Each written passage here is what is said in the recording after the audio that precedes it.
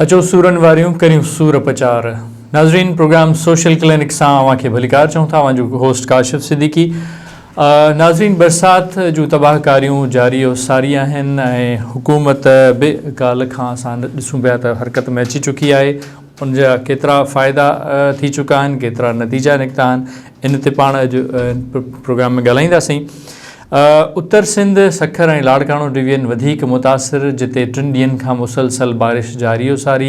कचनि घरनि सां गॾोगॾु हींअर पका घर बि जेके नवां ठहियल आहिनि, इवन इंक्लूडिंग उहे बि उन्हनि जूं छतूं ऐं भितियूं उन्हनि जा चिमी रहियूं आहिनि, जिन खे तमामु ख़तरो लाहक आहे। सिंध जो तारीख़ी शहर शिकारपुर, उनजो जेको पुराणो आर्किटेक्ट हो उहो बि तबाहीअ जी तरफ़ असांखे नज़र ईंदे अचे पियो। हाणे हुकूमत जा खोड़ सारा ऐलान बि असांखे ॾिसी चुका आहियूं। सिंध जे 20 ज़िलनि में वज़ीर आला सईद मुराद अली शाह ऐलान करे चुको आहे 10 मिलियन हर ज़िले जे लाइ, ऐं ख़ासि तौर ते सांगड़ जे लाइ स्पेशल पैकेज बि आहे, छाकाणि त उनखे वधीक आफ़तज़दा करार ॾिनो वियो आहे। खोड़ सारा हुकूमत जूं ॿियूं असांखे शयूं नज़र अचनि थियूं, पर स्टिल अॼु ताईं हिन वक़्त ताईं सिंध हुकूमत अञा ताईं अपील कोन कई आहे, मदद जी अपील कोन कई आहे, जीअं बलूचिस्तान वारनि कई। ऐं बलूचिस्तान जी अपील जे फ़ौरन बाद 24 कलाकनि जे अंदरि $65 मिलियन जी इमदाद मोबिलाइज़ थी वई ऐं उते रिलीफ जा, रेस्क्यू जा ऐं ॿिया कम शुरू थी विया। पर अफ़सोस इहो आहे त अञा ताईं पाण जी सिंध हुकूमत काल्ह हालांकि वज़ीर आला इहो चयो आहे त आउं उन अपील ते वञा थो, पर उहो लेटर नोटिफिकेशन अञा अपील वारो वज़ीर आला जी ऑफिस खां अञा निकितो न आहे।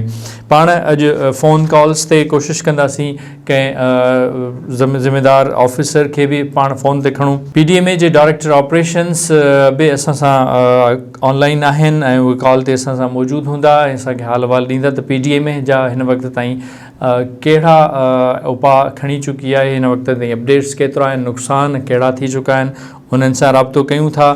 जेसि ताईं उन्हनि सां राब्तो थिए तेसि ताईं तव्हांखे ॿुधाईंदा हलूं त खोड़ सारियूं अञा ताईं तंज़ीमूं इन इंतज़ार में आहिनि, इंटरनेशनल नेशनल, त हुकूमत सिंध जे तरफ़ां अपील दाख़िल थिए ऐं उहा अपील जॾहिं दाख़िल थींदी त उन अपील जे नतीजे में UN ऐं ॿिया जेके इंटरनेशनल इदारा आहिनि उहे पंहिंजनि फंडिंग खे मोबिलाइज़ करण में उन्हनि खे आसानी थींदी ऐं पोइ हेठी सतह ताईं कमु जारी सारी थी सघंदो।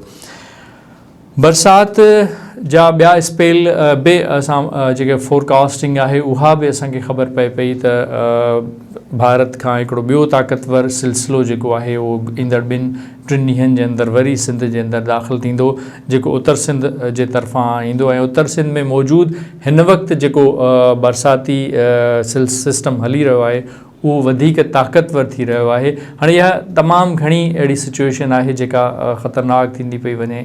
आम माण्हुनि जा घर ड्रहंदा पिया वञनि ऐं उहे घर पका घर बि ड्रहंदा पिया वञनि। कचा घर त पंहिंजी जाइ ते यकीनन उहे ड्रहंदा मुसलसल बारिशुनि जे नतीजे में, पर पका घर उन्हनि खे घर खां ॿाहिरि कढणु, सखर में शिकारपुर में असां रोडनि ते ॿेड़ियूं हलंदे असांखे नज़र अचनि थियूं, रिपोर्ट थी रहियूं आहिनि। त हाणे इहे सभई सिचुएशन हिते मशीनरी जेका गवर्नमेंट जी मशीनरी आहे, जेका एमरजेंसी जी सूरत हाल आहे, जेतिरी हद जी एमरजेंसी आहे उन हद जी एमरजेंसी जो या उन तरफ़ सरकार जे तरफ़ां के उपाउ नज़र नथा अचनि। मशीनरियूं, माण्हू, गाॾियूं उहे सभु मोबिलाइज़ थियणु घुरिजनि, उहे असांखे रोडनि ते नज़र अचणु घुरिजनि, पर उहे सभई ग़ाइबु आहिनि ऐं तक जा MNA MPs पंहिंजनि इलाइक़नि में नज़र कोन पिया अचनि।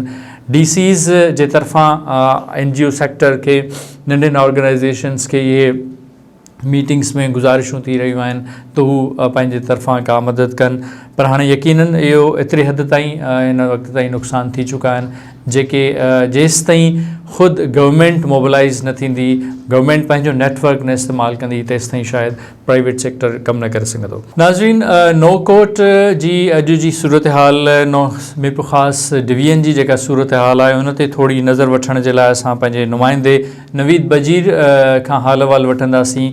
LBOD जेको सिम नालो नौकोट मीरपुर ख़ासि वारो आहे उहो बि ओवरफ्लो थियण जी कंडीशन में हुयो। नवीद, छा हाल आहिनि? थोरा अपडेट्स ॾिजो, तबाहकारियूं जेके बरसाति जूं थी चुकियूं आहिनि ऐं ख़ासि तौर ते अॼु असांखे ख़बर पई आहे त LBOD जो जेको सिम नालो आहे उहो ओवरफ्लो थियण जे क़रीब आहे, वेझो आहे। हिन वक़्त ताईं छा अपडेट्स आहिनि? जी बिल्कुल।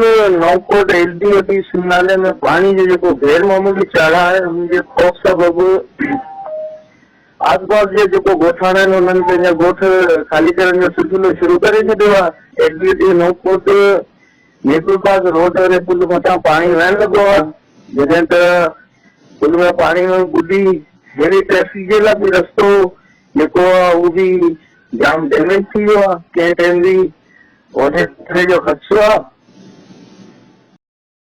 अच्छा, महिरबानी, हिन वक़्तु गवर्नमेंट छा करे रही आहे मीरपुर ख़ासि नौकोट ऐं हिन पासे ॾे कहिड़ा रिलीफ या जा कम थी नज़र अची रहिया आहिनि गवर्नमेंट जे तरफ़ां? मक़ामी माण्हुनि जो चवणु आहे त असां वटि गवर्नमेंट जे तरफ़ां त सिर्फ़ु जाइज़े वठण जे लाइ इंतिज़ामिया दौरो कयो। बाक़ी साईं दादा लियाणी खां 75 मोरी, आदम मोरी ऐं मीर जान मोहम्मद रहीम खान नोतकाणी इटोरा ताईं मक़ामी माण्हुनि जो चवणु इहो आहे त जॻह जॻह खां सिंध नाले में हल्का फुल्का धारा पइजी रहिया आहिनि ऐं उतां कंहिं बि वक़्तु वॾे धारे जो ख़दशो आहे ऐं इंतिज़ामिया तरफ़ां को बि अफ़वाह न वरिता विया आहिनि। महिरबानी नवीद, तव्हांजा थोरा लख लाइक़। नाज़रीन, सिचुएशन रोज़ बरोज़ ॾींहों ॾींहुं हर पहर ख़राब थींदी पई वञे। LBOD सिम नाला कल्ह बि असां अशोक साईं ॻाल्हि वंडियो हुई इहा ॻाल्हि त LBOD जे सबबु बि वधीक नुक़सान थी रहिया आहिनि ऐं LBOD सिम नाला जेके वापसि ओवरफ्लो थी विया आहिनि ऐं वापसि थी रहिया आहिनि। ऐं मज़े जी ॻाल्हि इहा आहे, ख़बर नाहे त हाणे टेक्निकली वज़ीर आला साहब खे जंहिं एडवाइज़ कयो आहे उहो वधीक बहितर ॿुधाए सघनि था त सांगड़ में वरी काल्ह साईं वॾे वज़ीर ऐलान कयो आहे त 28 अरब रुपयनि जी बजट सां असां हिकिड़ो नओं सिम नालो जेको खिपरो ऐं सांगड़ जे पूरे शहर जो, पूरे ज़िले जो बरसाति जो जेको पाणी आहे उहो ॿाहिरि कढंदो, उहो LBOD सिम नालो। ख़बर न आहे टेक्निकली केतिरो उहो सही आहे, पर हिन वक़्त ताईं जेॾहिं खां LBOD जा सिम नाला ठहिया आहिनि, LBOD प्रोजेक्ट कमु शुरू कयो आहे, को बि फ़ाइदो सिंध जी ज़मीनुनि खे अहिड़ो को ख़ासि फ़ाइदो नज़र नथो अचे, पर उन जो बि नुक़सान असांखे नज़र अचनि था। नाज़रीन, पाण हलूं पिया ॿिए ज़िले जी तरफ़ ऐं ॿिए कंहिं ज़िले खां हाल अहिवाल वठूं था। ओवरऑल सिचुएशन रोज़ाना वर्स्ट थींदी पई वञे, इहा असां पहिरीं बि ॿुधाईसीं तव्हांखे। ऐं कुनरी जो असांजो अनवर मेमण असां सां गॾु फ़ोन कॉल ते हींअर अची रहियो आहे ऐं अनवर मेमण खां पुछूं पिया। अनवर, असांखे हाल अहिवाल ॾिजो, उमरकोट ज़िलो ख़ासि तौर ते कुनरी जी सूरत हाल तमामु ख़राबु असांखे नज़र अचे पई, ॿुधण में अचे पई। उते छा सूरत हाल आहे? हुकूमत जी जेका मशीनरी आहे उहा केतिरी कमु करे रही आहे? जी बिल्कुल, तव्हांखे ॿुधाइण वारा त कुनरी जेके आसपास जा इलाइक़ा जेके आहिनि उहे जेके ताल अञा ताईं जेके आहिनि बरसाती पाणी में ॿुॾल आहिनि। ऐं तव्हांखे ॿुधाइण वारा त जेको 20,000 जे क़रीब जेको मिशन जा फसल उन्हनि खे बि वॾो नुक़सानु पहुतो आहे। ऐं जिन में मुख़्तलिफ़ यूसियूं आहिनि, जिनमें बुस्टा आहे, पंहिंजी यूसी शेरखान चांडियो आहे, यूसी नेमल कंदी आहे, बि कुझु अहिड़ियूं यूसियूं आहिनि जिते ताल जेको पाणी अञा ताईं उते मौजूदु आहे। जॾहिं त गुज़िरियल ॾींहुं जेको आहे जेको हिते जो आहे MP नवाब तैमूर कानपुर, उन ॾींहुं बि रेवेन्यू ऑफिस में जेका आहे असां मीटिंग बि अरेंज कई। लेकिन मीटिंग में सिर्फ़ु जेके हुते जा काउंसलर ऐं जेके इलाइक़े वासी उन्हनि सां मुलाक़ातूं कयूं, जॾहिं त उते जेके बोर्ड मुतासिर कंहिं वटि बि न विया ऐं न ई उन्हनि सां का पुछा कई आहे। जॾहिं त DC जेको उमरकोट आहे ताहिर अली मेमण, उन बि जेको आहे सो PM सिंध खे बोर्ड सतह जेको इलाइक़ो आहे उनखे डिक्लेयर करण जे लाइ जेको एप्लीकेशन ॾिनी, लेकिन ताल उहा हिन ताईं मंज़ूर कोन थी आहे। जॾहिं ॾाढी जेको आहे सरदार साहब बि हिन इलाइक़े जो दौरो कयो आहे, लेकिन अञा ताईं जेको पाणी आहे उहो निकिरी कोन सघियो आहे। माण्हू जेके आहिनि मुख़्तलिफ़ यूसियूं जा जेको लॾपण करण में जेके मसरूफ़ आहिनि, जिनमें सीलबंद आहे, नदी थर आहे, जिला रोड आहे, ऐं जेके मुख़्तलिफ़ इलाइक़ा आहिनि उन तरफ़ लॾपण करे रहिया आहिनि। जी बिल्कुलु। अनवर मेमण, हिकिड़ी ॿी ॻाल्हि ॿुधाइजो, काल्ह वज़ीर आला जे तरफ़ां, सिंध हुकूमत जे तरफ़ां 1 करोड़ हर ज़िले खे अनाउंस थी चुको आहे। उन्हनि फंड्स जो छा अपडेट आहे? उहे फंड्स अची चुका आहिनि या उन्हनि खे अञा अचण में वक़्तु लॻंदो? ऐं डिस्ट्रिक्ट सतह ते या DCs जा प्लान्स छा आहिनि उन्हनि खे इस्तेमालु करण जा? जी बिल्कुल, डीसी जी तरफ़ां जेके फ़िलहाल ताईं त अहिड़ो को बि ऐलान कोन कयो ऐं फी तक जेको आहे सो 3 लख रुपया जेके आहिनि फी थी वञे थी उनखे जेके आहिनि फंड जेको आहे सो डीसी जे बतौर तरफ़ां ॾिनो वञे। लेकिन जेको आहे सीएम सिंध जी तरफ़ां जेके बि ऐलान थिया आहिनि अञा ताईं तव्हां जंहिंखे कामोर या कंहिं डीसी या कंहिं एमपी एमएलए तरफ़ां इहे जेके ऐलान अञा हिते कोन थिया आहिनि ऐं असांखे हिते रायगंज जी ख़बर पई आहे नई अहिड़ी का शइ त ॾिनी वई आहे। ऐं ॿुधाइण लाइ जेको गवर्नमेंट जॾहिं मां पहिरीं साल जे रेवेन्यू ऑफिस में डीसी हुन कोर्स सां गॾु जेको हिते गॾिजाणी कई हुई उन सिर्फ़ु ॻाल्हियूं ॿुधियूं हुयूं ऐं उन कुझु मशीनरी जेका सिर्फ़ु शहर जे लाइ जेके शहर जा कुझु इलाइक़ा ॿुधियल आहिनि जिन में हालत कानूनी आहे भिटाई कानूनी जेके शहर जी कानूनी आहिनि उन्हनि मां पाणी भरण जे लाइ जेके मशीनरी उहा जेका आहे डीसी तरफ़ां मुहैया कई वई आहे। लेकिन जेके मुख़्तलिफ़ इलाइक़नि में अञा कंहिं बि का हार न आहे कि माण्हू बुखो काटण में मजबूर हूंदो आहे। उनमें तालुके में कुछ अहिड़ा इलाइक़ा आहिनि जिते माण्हू बुखो काटण में मजबूर आहिनि ऐं हिकु तरह में पूरा आहिनि ऐं हुननि वटि कंहिंखे अहिड़ो टाइम ज़रूरत आहे जंहिंमें उन्हनि खे मानी नसीब नथी थिए पर डीसी तरफ़ां सिर्फ़ु जेके मशीनूं शहर जे लाइ ऐं तव्हां ॿुधो उन्हनि जेको आहे सो उन टाइम बहुत मुतासिर थिया विया उन सां बि न मुलाक़ात बि न कई ऐं न ई को अञा ताईं टेंट वग़ैरह ॾिना आहिनि। ऐं ॿुधी जी ॻाल्हि आहे हज़ारनि जी आबादी आहे लेकिन सिर्फ़ु हाली उसी खे या हर इलाइक़े खे 20 टेंट जेके आहिनि मुहैया कया आहिनि जिन मां बि मुकमल तौर ते उन्हनि अञा ताईं न आहिनि मिलिया। महिरबानी अनवर मेमण। नाज़रीन, पंहिंजी सिंध जी जेका सिंध जा जेके सूर आहिनि उन्हनि ते उन्हनि जा हाल अहिवाल ॿुधी रिपोर्टर्स खां यकीनन सिर्फ़ु असां अफ़सोस करे सघूं था ऐं वाक़ा करे सघूं था, ॿियो शायदि असां कुझु नथा करे सघूं। 20 टेंट हिकिड़े ज़िले में ज़िले हुकूमत जे तरफ़ां हिकिड़ी यूसी खे ॾिना वञनि जिते 30 खां 35 हज़ारनि जा घर मौजूदु आहिनि ऐं 3 लख रुपया यूसीअ ते ख़र्च जे हवाले सां डीसी जे तरफ़ां मिलियल हुजनि। इहा हुकूमत जेकॾहिं अहिड़ा क़दम खणे थी त पोइ बाक़ी असां ॿियनि ते कहिड़ी मयार ॾियूं, छाकाणि त हुकूमत जे मशीनरी जेका बि हुकूमत कमु करे रही आहे उहा अवामी टैक्स ते कमु करे रही आहे ऐं यकीनन हिन वक़्तु डेवलपमेंट सेक्टर डेवलपमेंट प्रोजेक्ट्स जी समूरी बजट एमरजेंसी में लॻणु घुरिजे। इहा असां सभिनी जी हिकिड़ी रिकमेंडेशन हुअणु घुरिजे शहरनि जे पारां सिंध जे पारां सिंध हुकूमत के। नाज़रीन, सिंध में प्रोविंशियल डिज़ास्टर मैनेजमेंट अथॉरिटी तमामु ज़बरदस्त कमु करे रही आहे ऐं खोड़ सारियूं फैक्ट फिगर्स ऐं फैक्ट शीट्स ऐं डेटा उन्हनि वटां असांखे मिली रही आहे जंहिं ते वरी सिंध हुकूमत या ॿिया इदारा कमु कंदा। डायरेक्टर ऑपरेशंस इमदाद हुसैन सिद्दीकी साहिब असां सां गॾु हिन वक़्तु ऑनलाइन आहिनि ऐं साईं इमदाद साहिब तव्हांखे भलीकार चऊं था। सर, PDMA जो हिन वक़्तु ताईं जेके एफर्ट्स आहिनि उन्हनि ते थोरो असांखे अपडेट ॾिजो। PDMA जो मौक़िफ़ छा आहे हिन वक़्तु जेका सिंध जी तबाही थी चुकी आहे बरसातुनि सबबु उहा उनजी फ्रीक्वेंसी या उनखे असां कहिड़ी कैटेगरी में यकीनन रेड अलर्ट त पूरी सिंध में आहे पर छा के ज़िला आहिनि जेके अञा वधीक रेड अलर्ट खां वधीक सिचुएशन्स में आहिनि ऐं नुक़सान जेके जानी ऐं माली नुक़सान आहिनि इन्हनि जे हवाले सां कुझु तव्हां ॿुधाए सघंदव? हाँ भाईजान, मां तव्हांखे ॿुधाईंदो हलां त सिंध में जेको 12 अगस्त ते 9 ज़िला मोस्ट अफेक्टेड ॼाणाया विया आहिनि ऐं हिन वक़्तु ताईं सिंध पूरीअ में जेके यूनियन काउंसिल्स अफेक्ट थिया आहिनि उहे 557 आहिनि। रोड्स जेके 570 हींअर ताईं अफेक्टेड आहिनि ऐं टोटल जेकॾहिं असां उन्हनि खे किलोमीटर्स में मापियूं त तक़रीबन 22,081 किलोमीटर रोड्स जेके आहिनि उहे डैमेज थिया आहिनि।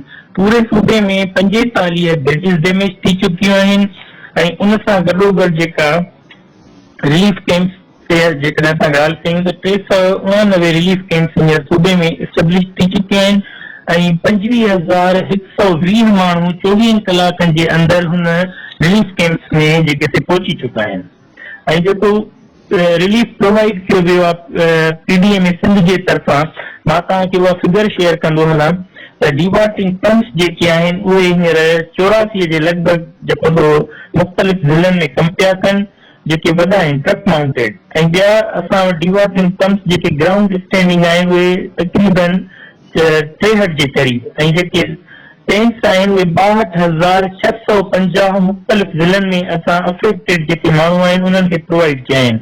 उन सां गॾु मच्छरदानियूं 1,20,975 जे तइदाद में असां मुख़्तलिफ़ ज़िलनि खे ॾेई चुका आहियूं। राशन बैग जेको आहे PDM सिंध जे तरफ़ां 13,900 हींअर ताईं विराइजी चुकियूं आहिनि। उन सां गॾु जेका प्लास्टिक मेट हूंदा आहिनि, चटाई आहे, तक़रीबन 20,000 जे लॻभॻि मुख़्तलिफ़ ज़िलनि में असां पहुचाए चुका आहियूं। ज़बरदस्त इमदाद साईं। ज़बरदस्त हिकिड़ी नंढड़ी ॿी शइ असां तव्हां खां पुछणु चाहींदासीं त हिन वक़्त ताईं सिंध हुकूमत जे पारां अपील न थी चुकी आहे फॉर्मली UN खे, इंटरनेशनल इदारनि खे, इन में डिले थी रही आहे या इन जी का उमेद नाहे या छा सोचे रही आहे सिंध हुकूमत?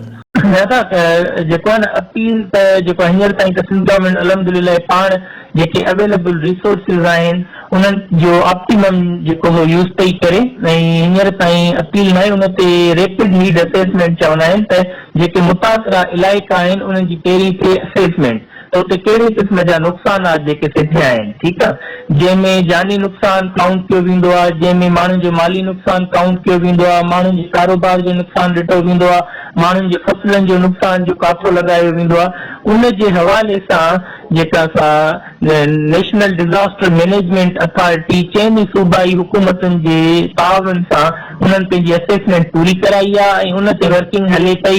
उन जे बेसिस ते NDMA जे तरफ़ां नेशनल डिज़ास्टर मैनेजमेंट अथॉरिटी जे तरफ़ां बि रिलीफ माना प्रोवाइड कयो वियो आहे सिंध हिनखे PDM सिंध खे, ऐं उन्हनि जे तरफ़ां जेको रिलीफ प्रोवाइड कयो मां तव्हां सां उहो बि शेयर कंदो हलां त NDMA हींअर ताईं PDM सिंध खे 60 जे लॻभॻि डीहॉटिंग पंप्स नंढा ॾिना आहिनि ऐं उन सां गॾु जेको आहे 1400 टैंक्स ॾेई चुकी आहे NDMA PDM सिंध खे ऐं जेके मुख़्तलिफ़ ज़िलनि में वरी इहे सामान असां मोकिले बि चुका आहियूं जेके NDMA तरफ़ां असांखे मिलनि पिया। उन सां गॾु मॉस्किटो नेट आहे 2000, राशन बैग्स उन्हनि 1000 मोकिलियूं, प्लास्टिक टार्पलिन 1400 मोकिलियनि, किचन सेट्स जेके आहिनि उहे तक़रीबन 1000 जे लॻभॻि उन्हनि मोकिलिया, हाइजीन किट्स जेके आहिनि उहे 500, स्कूल शेल्टर्स जेके आहिनि उहे सम्झो त उहे उन्हनि जी बि हिकिड़ी सुठी तादाद आहे ऐं केमिकल जेका असां स्प्रे मशीन्स बि उन्हनि 20 मोकिलियूं आहिनि। ज़बरदस्त इमदाद साईं।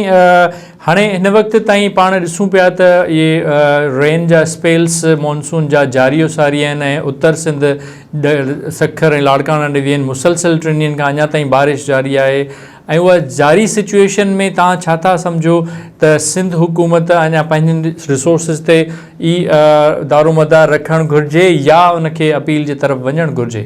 अदा उहे उन जे तरफ़ बि असां असल में ॾिसो न माण्हुनि खे सहूलियतूं ॾियण लाइ या उन्हनि जी जेका जान माल बचाइण जे लाइ मुख़्तलिफ़ जेके स्ट्रेटजीज़ ठहंदियूं आहिनि, काफ़ी शयूं अंडर प्लैनिंग आहिनि ऐं उन जे हवाले सां सिंध हुकूमत पंहिंजे तरफ़ां तमामु हिकिड़ी तमामु सुठी सपोर्ट कई आहे पंहिंजे माण्हुनि जे लाइ। इवन मां तव्हांखे नंढो मिसाल ॾींदो हलां त प्रोविंशियल डिज़ास्टर मैनेजमेंट अथॉरिटी वटि सफिशिएंट रिलीफ रेस्क्यू जेको स्टॉक मौजूदु हो, ठीकु आहे, उहो हुकूमत सिंध जे हिदायतुनि ते, चीफ मिनिस्टर सिंध साहिब जी हिदायतुनि ते उहो सॼो असां सम्झो त पंहिंजे ज़िलनि में उमाणे छॾियो आहे त माण्हुनि खे वधि खां वधि सहूलियत मिले। उन सां गॾोगॾु असां ॿिए स्टाफ जी जेका आहे माना उनजी अवेलेबिलिटी इंश्योर पिया कयूं त असांखे ॿियो बि स्टॉक मिली वञे त जीअं असां अफेक्टेड एरियाज़ ॾे अफेक्टेड माण्हुनि ॾे उहो मोकिले सघूं त उन्हनि जूं ज़िंदगियूं बची सघनि, उन्हनि जूं ज़िंदगियूं आसानीअ सां गुज़री सघनि। बिल्कुलु, महिरबानी इमदाद साईं, तव्हांजा लख लख थोरा। तव्हां मसरूफ़ टाइम मां एमरजेंसी जे टाइम मां तव्हां खां टाइम वरितोसीं, थोरा महिरबानियूं। नाज़रीन, सूरत हाल PDMA जी जेका अपडेट्स आहिनि जेकॾहिं उन्हनि ते नज़र विझूं था त सिंध जा 9 ज़िला जेके आहिनि उहे आफ़त ज़दा करार थी चुका आहिनि, पर मां सम्झां थो त इहा अपडेट इन में ईअं चइजे त पूरी सिंध हिन वक़्त ताईं आफ़त ज़दा थी चुकी आहे, छाकाणि त हिन वक़्त ताईं उत्तर सिंध में ॾखण सिंध खां वधीक बारिशूं जारी सारी आहिनि। नुक़सान उन्हनि जा अञा उन में वाधारो ईंदो। गॾोगॾु साईं PDMA खां असांखे ख़बर पई त रैपिड नीड असेसमेंट जारी आहे जेका NDMA जे हुकुम ते कंप्लीट करे चुका आहियूं असां, ऐं कैंप्स रिलीफ कैंप्स क़ाइमु कयूं आहिनि। उते माण्हू अची विया आहिनि, उते ॿिनि वेलनि जा माण्हुनि खे मानी बि पहुचाए रहिया आहियूं, पर हीअ अञा उहो हिसो आहे, इहो सम्झो त 10-20% हिसो आहे जेको हिन वक़्त ताईं नुक़सानु आहे। काफ़ी इलाइक़ा पाणीअ में ॿुॾल आहिनि, शहर पाणीअ में ॿुॾल आहिनि, घिटियूं पाड़ा पाणीअ में ॿुॾल आहिनि, जिते डी वॉटरिंग पंप जी सख़्तु ज़रूरत आहे। पूरी सिंध में जेकॾहिं 84 वॾा hand pump heavy D watering pumps हुजनि ऐं 63 नंढा पंप्स हुजनि, त इहो असां सम्झूं था त शायदि इहे तमामु थोरा आहिनि, अञा वधीक हुअणु घुरिजनि, छाकाणि त बारिश जारी सारी आहे।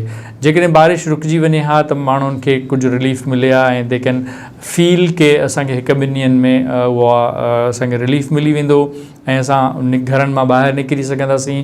घरनि जा ॿार, खाधो पीतो, दवा दारूं, ॿियूं शयूं जेके आहिनि उन्हनि ताईं पहुची सघिबो।